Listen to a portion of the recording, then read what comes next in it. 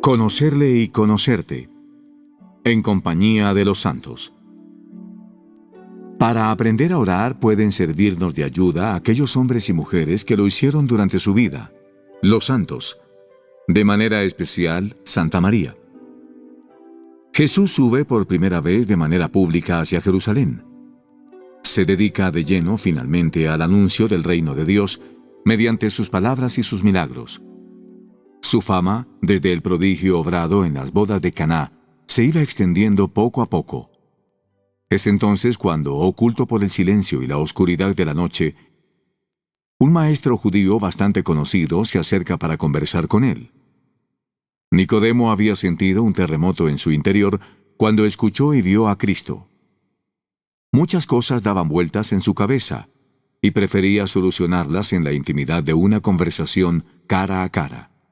Jesús, que conoce la sinceridad de su corazón, le dice rápidamente: si uno no nace de nuevo, no puede ver el reino de Dios. El diálogo sigue con lo que cualquiera de nosotros se hubiera preguntado: ¿qué significa eso? Si conozco el día exacto en que nací, incluso la hora, ¿cómo se puede nacer dos veces? Jesús, en realidad, estaba pidiendo a Nicodemo que no buscase solo comprender las cosas, sino, más importante, que dejase entrar a Dios en su vida. Porque querer ser santo es como nacer otra vez, como ver todo con una nueva luz. En definitiva, ser una nueva persona. Transformarnos poco a poco en el mismo Jesucristo, dejando que su vida se manifieste en nosotros. Los santos ya han recorrido los caminos del reino de Dios. Han subido sus montañas, han descansado en sus valles, y también han experimentado los rincones un poco más oscuros. Por eso nos llenan de esperanza. Una manera de reconocer a Cristo es, precisamente, a través de los santos. Sus vidas pueden desempeñar un importante papel en el camino personal de todo bautizado que desee aprender a orar. María ora cuando está alegre.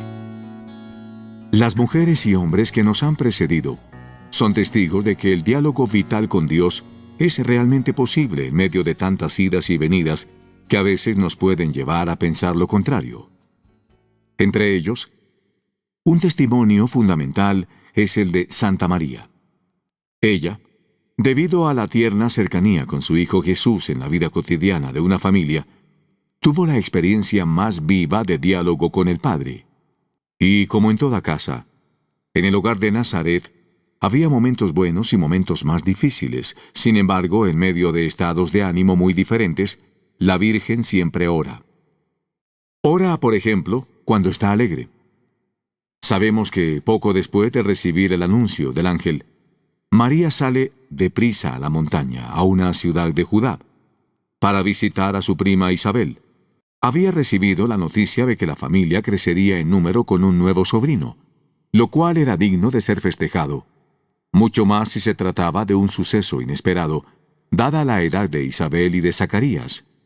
La descripción que hace San Lucas del encuentro entre las dos primas está lleno de emoción, y nos sitúa en un escenario de bendición y alegría. Emoción a la que, de alguna manera, se une el Espíritu Santo revelando la presencia física del Mesías, tanto al Bautista como a su madre. Isabel, apenas hubo entrado María a su casa, la alaba con afecto, utilizando palabras que se convertirán en una oración universal y a las que nosotros nos hacemos eco a diario, adentrándonos también en esa alegría. Bendita tú eres entre las mujeres, y bendito es el fruto de tu vientre. La Virgen, por su parte, responde con emoción al entusiasmo de su prima. Proclama mi alma las grandezas del Señor, y se alegra mi espíritu en Dios mi Salvador. El Magnificat, nombre que la tradición ha dado a esta respuesta de nuestra Madre, nos enseña lo que es una oración de alabanza que se ha empapado de la palabra de Dios. Como señala Benedicto XVI, María conocía bien las Sagradas Escrituras.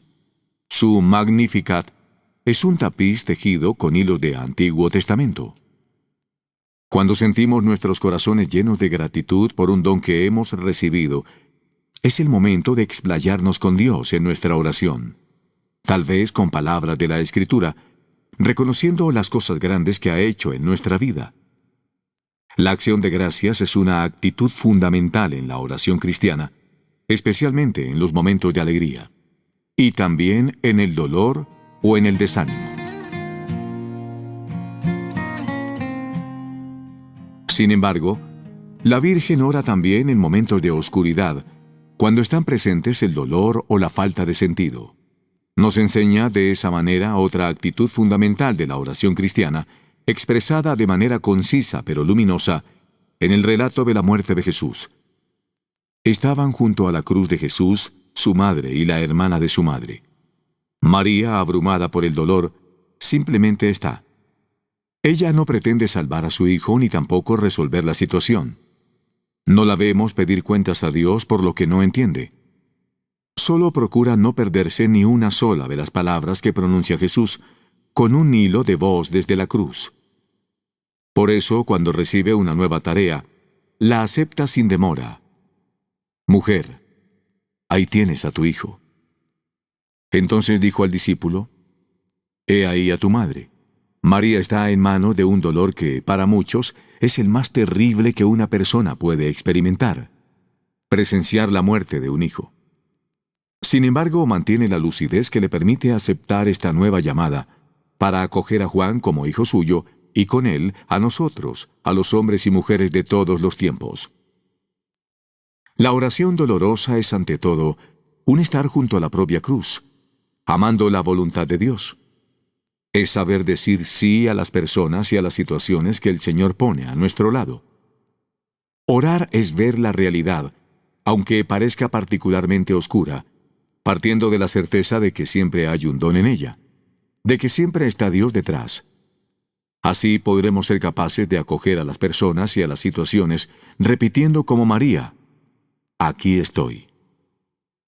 Por último, en la vida de la Virgen, descubrimos otro estado de ánimo en el que ora, distinto al de la oscuridad del dolor.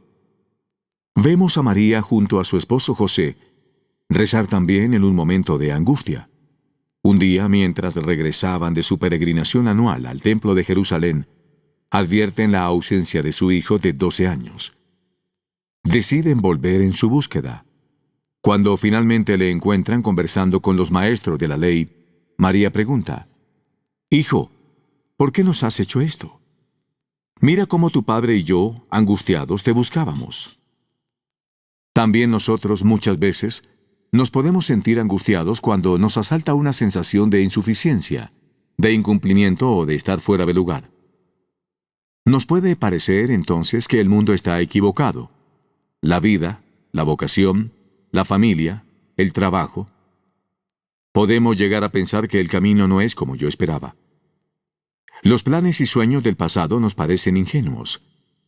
Es reconfortante saber que María y José pasaron por esta crisis y que ni siquiera su angustiosa oración tuvo una respuesta clara y tranquilizadora.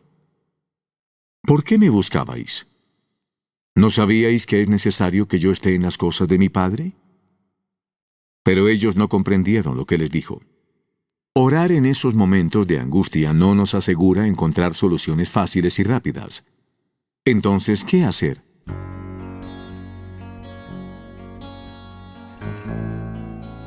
La Virgen nos enseña el camino. Permanecer fieles a nuestra propia vida. Volver a la situación normal y redescubrir la voluntad de Dios, incluso cuando no la entendemos del todo. Y también, como María, podemos conservar todos estos eventos misteriosos y a veces oscuros en el corazón, meditándolos, es decir, observándolos con una actitud de oración. De este modo, poco a poco nos damos cuenta de que la presencia de Dios vuelve. Experimentaremos que Jesús crece en nosotros y vuelve a hacerse visible. Biografías que son como nuestras vidas. María es un testigo único de la cercanía con Dios que anhelamos, pero también lo son los santos, cada uno de manera personal y específica. Cada santo es como un rayo de luz que sale de la palabra de Dios. enseña a Benedicto XVI en un documento en el que sugiere algunos maestros. San Ignacio de Loyola en su búsqueda de la verdad y en el discernimiento espiritual. San Juan Bosco y su pasión por la educación de los jóvenes. San Juan María Vianney y su conciencia de la grandeza del sacerdocio como don y tarea. San Pío de Pietrelcina y su ser instrumento de la misericordia divina. San José María Escrivá y su predicación sobre la llamada universal a la santidad. La beata Teresa de Calcuta, misionera de la caridad de Dios para con los últimos. Humanamente es natural tener simpatía por ciertas maneras de ser, por personas que se dedican a tareas que nos atraen más o que hablan de una manera que nos llega directamente al corazón y a la mente. El conocimiento de la vida y las experiencias de un santo, junto a la lectura de sus escritos, son momentos privilegiados para cultivar una verdadera relación de amistad con él o ella. Por eso, si se subrayan solo los ejemplos extraordinarios de la vida y de la oración de los santos, corremos el riesgo de hacer que su ejemplo sea un poco más lejano y más difícil de seguir. ¿Os acordáis de Pedro, de Agustín, de Francisco? Nunca me han gustado esas biografías de santos en las que, con ingenuidad, pero también con falta de doctrina, nos presentan las hazañas de esos hombres como si estuviesen confirmados en gracia desde el seno materno. Escribe San José María, que siempre insistió en la importancia de no idealizar a las personas, ni siquiera a los santos canonizados por la Iglesia, como si hubieran sido perfectos. No. Las verdaderas biografías de los héroes cristianos son como nuestras vidas. Luchaban y ganaban. Luchaban y perdían. Y entonces, contritos, volvían a la lucha. Este enfoque realista hace que el testimonio de los santos sea mucho más creíble, precisamente porque son similares a cada uno de nosotros. Entre los santos, dice el Papa Francisco, puede estar nuestra propia madre, una abuela, u otras personas cercanas. Quizá su vida no fue siempre perfecta, pero aún en medio de imperfecciones y caídas, siguieron adelante y agradaron al Señor. Nuestra perspectiva sobre la oración puede ser más completa cuando la vemos encarnada en la vida de las personas. La familiaridad con los santos nos ayuda a descubrir diferentes maneras de comenzar y recomenzar a orar de nuevo. Puede ofrecernos una nueva luz, por ejemplo, saber que el Salmo 91 fue un gran consuelo para Santo Tomás Moro durante los largos meses que pasó en la cárcel. Bajo sus alas encontrarás refugio. Has puesto al Altísimo como asilo. Porque se ha unido a mí, lo libraré. El salmo que consoló a un mártir en la desolación de la prisión, ante la perspectiva de la muerte violenta y del sufrimiento de sus seres queridos, también puede señalarnos un camino de oración en las pequeñas y grandes contrariedades de la vida. Asombra ser mirado por Dios. La familiaridad con los santos nos puede ayudar a descubrir a Dios en las cosas de cada día como ellos mismos lo hicieron. Podemos leer con admiración lo que descubrió San Juan María Vianney, el cura de Ars, aquel día en que se acercó a uno de sus feligreses, un campesino analfabeto que pasaba largos ratos frente al sagrario. «¿Qué hace usted?», le preguntó el cura. Y el buen hombre respondió con sencillez: «Yo le miro y él me mira». No hacía falta más. Aquella respuesta quedó como una enseñanza indeleble en el corazón de su párroco. La oración contemplativa es mirada de fe, fijada en Jesús. Enseña el Catecismo de la Iglesia citando precisamente este episodio. Yo lo miro y, mucho más importante, Él me mira. Dios nos mira siempre, pero lo hace de una manera particular cuando levantamos los ojos y le devolvemos su mirada de amor. Una experiencia parecida le sucedió a San José María, que quedó tan impresionado que la relató muchas veces a lo largo de su vida. Cuando era un joven sacerdote durante sus primeras experiencias pastorales, solía permanecer todas las mañanas en el confesionario esperando a los penitentes. En cierto momento oyó un golpear de latas que lo inquietó y, sobre todo, lo intrigó. Un día, dejándose vencer por la curiosidad, el joven don José María se escondió detrás de la puerta para ver quién era aquel misterioso visitante. Lo que presenció fue a un hombre que transportaba unos cántaros de leche y que, desde la puerta abierta de la iglesia, se dirigía al sagrario diciendo: «Señor, aquí está Juan, el lechero». Se quedó allí un momento y se marchó. Esa persona sencilla, sin saberlo, ofreció un ejemplo de oración confiada que asombró al sacerdote y le llevó a repetir como un estribillo constante: «Señor, aquí está José María, que no sabe amarte como Juan el lechero». Los testimonios de tantos santos de diferentes épocas y ambientes nos confirman que es posible sentirse mirado con afecto por Dios, allí donde estamos y tal como somos. Lo dicen de manera creíble porque ellos mismos fueron los primeros en asombrarse de este descubrimiento. Lo mismo dormidos que despiertos. Los santos, decíamos antes, nos ayudan también cuando los vemos débiles y cansados. Ayer no pude rezar con atención 2 Ave Marías seguidas. Confiaba a San José María un día al final de su vida. Si vieras cómo sufrí. Pero, como siempre, aunque me costaba y no sabía hacerlo, seguí rezando. «Señor, ayúdame», le decía. «Tienes que ser tú el que saques adelante las cosas grandes que me has confiado, porque ya te das cuenta de que yo no soy capaz de realizar ni siquiera las cosas más pequeñas. Me pongo como siempre en tus manos». También el joven Felipe Neri rezaba: «Señor, mantén hoy tus manos sobre Felipe porque, si no, Felipe te traiciona». Y la beata Guadalupe Ortiz de Landázuri reconocía en una carta la falta de consuelos sensibles mientras oraba. En el fondo está Dios, aunque, sobre todo en los ratos de oración, no le sienta casi nunca esta temporada. Por no hablar de Santa Teresita de Lisieux, quien apuntaba: «Verdaderamente estoy lejos de ser una santa, y nada lo prueba mejor que lo que acabo de decir.